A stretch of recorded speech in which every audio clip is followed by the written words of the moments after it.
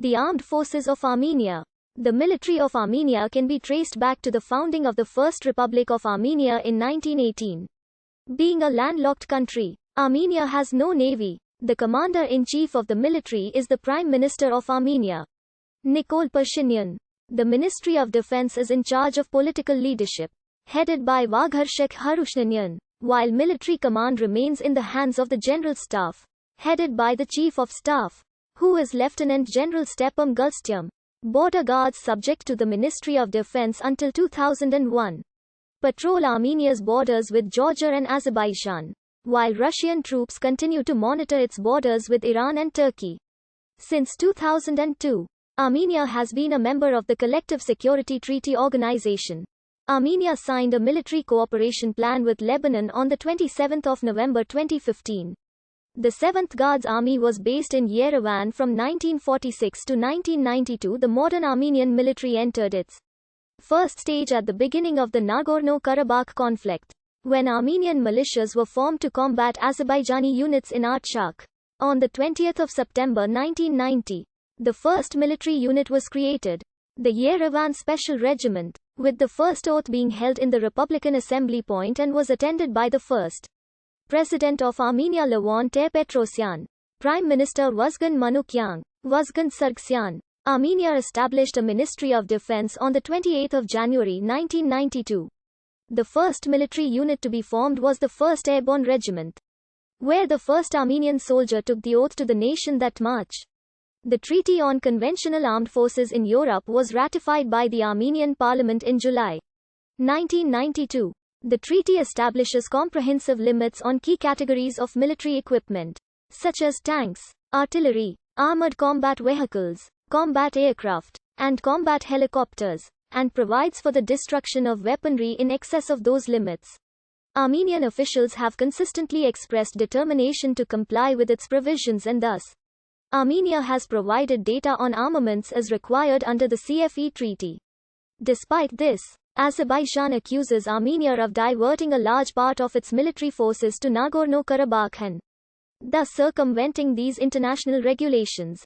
In March 1993, Armenia signed the Multilateral Chemical Weapons Convention, which calls for the eventual elimination of chemical weapons. Armenia acceded to the Nuclear Non-Proliferation Treaty as a non-nuclear weapon state in July 1993. The Armenian Armed Forces are headquartered in Yerevan, where most of the General Staff is based. The General Staff is responsible for operational command of the Armenian military and its two major branches. In addition to the services listed above, Armenia established its own internal troops from the former Soviet interior troops after the dissolution of the Soviet Union. Up until December 2002, Armenia maintained a Ministry of Internal Affairs, but along with the Ministry of National Security, it was reorganized as a non-ministerial institution. The two organizations became the Police of Armenia and the National Security Service. According to IISS 2010, Armenia has 20 T-80 tanks, 137 T-72 tanks, 8 T-54 tanks and 80 BMP-1s. 7 BMP-1K, 55 BMP-2 and 12 BRM-1K. Wheeled APCs reported included 11 BTR-60s, 21 BTR-70s, 4 BTR-80s, 145 MTLBs, 5 BMD-1S, and 120 BRDM-2 scout vehicles. Although the Russians have supplied newer equipment to Armenia over the years, the numbers have never been sufficient to upgrade all ground force formations, and many of the lower readiness units still have older Soviet legacy systems that have not been upgraded or in many cases effectively maintained.